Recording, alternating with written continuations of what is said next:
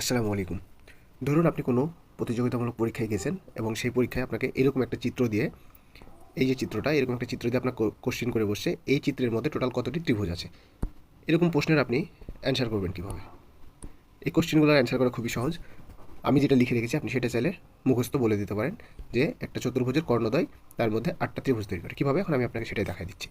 আচ্ছা, এখানে কর্ণ দুইটা হচ্ছে এসি এবং বিডি, ঠিক আছে?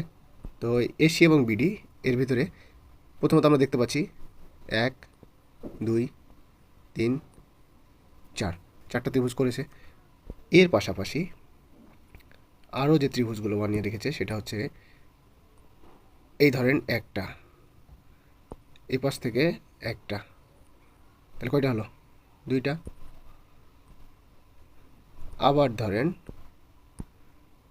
এই দিক থেকে এই দিকে একটা এবং এই দিক থেকে এই দিকে এখানে একটা, এ বি সি এ একটা এবং A C D, D A একটা, ঠিক আছে?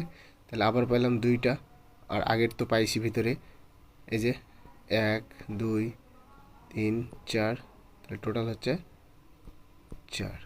তাহলে এগুলোকে আমরা যদি যোগ করে দিই কত পেলাম? 8টা। এই তো, খুব সহজেই এগুলোর অ্যান্সার করতে পারবেন।